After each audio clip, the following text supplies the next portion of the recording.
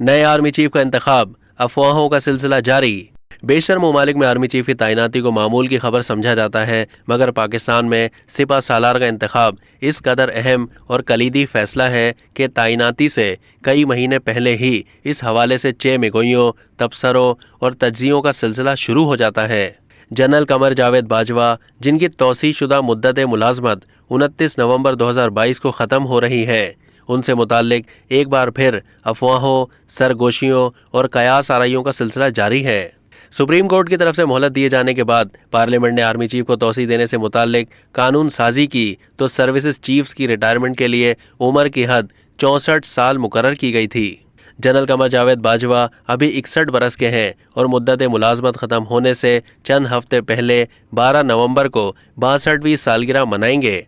यानी तकनीकी एतबार से उन्हें एक्सटेंशन देने में कोई दिक्कत नहीं, मगर मेरी मालूमात के मुताबिक इस बात का कोई इम्कान नहीं।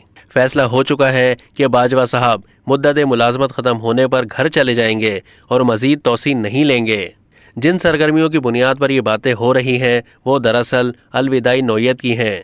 नए आर्मी चीफ और chairman joint chief of staff committee की तैनाती के लिए मशावरती अमल का आगाज हो चुका है। सीनियर मोस्ट जनरलों के नाम ज़ेरे गौर हैं।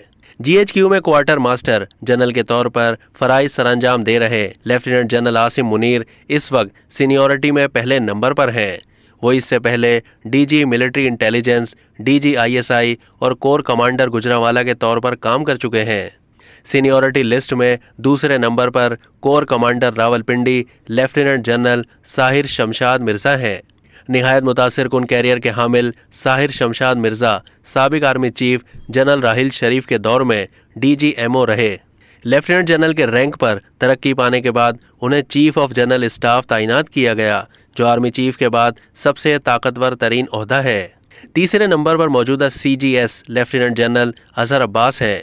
वो इससे पहले मरी में 12वीं इन्फेंट्री डिवीज़न को कमांड कर चुके हैं। राहिल शरीफ के पर्सनल स्टाफ अफसर रहे और फिर लेफ्टिनेंट जनरल के रैंक पर तरक्की पाने के बाद कोर कमांडर रावलपिंडी तैनात किए गए। सीनियरिटी लिस्ट में चौथे नंबर पर NDU के president lieutenant general Numan Mahmood हैं, जिन्होंने इससे पहले शुमाली वजीरिस्तान में इन्फेंट्री डिवीज़न को कमांड किया और फिर कोर कमांडर पेशावर रहे। पांचवें नंबर पर core commander Bahawalpur lieutenant general Faiz Hameed हैं, जो इससे पहले core commander Peshawar, adjutant general और DG ISI रहे। छठे नंबर पर core commander Gujranwala lieutenant general Mohammad Aamir हैं, जो लाहौर में इन्फेंट्री डिवीज़न कमांड कर चुके हैं। सदर जरदारी के मिलिट्री सेक्रेटरी रहे और GHQ में बतौर एडजुटेंट जनरल काम किया। सियासी क़यादत ने माजी के तजर्बात से सबक सीखते हुए इस बार ज़ाती पसंद नापसंद के बजाय सीनियरिटी की बुनियाद पर तैनातियां करने का फैसला किया है। इसलिए lieutenant general Asim Munir, lieutenant general Sahir Shamshad और लेफ्टिनेंट जनरल अजहर अब्बास में से किसी एक को chairman joint chief of staff committee और आर्मी चीफ लगाया जा सकता है। अब तक के लिए इतना ही। मज़ीद मालूमात के लिए डेली जंग के YouTube चैनल को सब्सक्राइब कीजिए।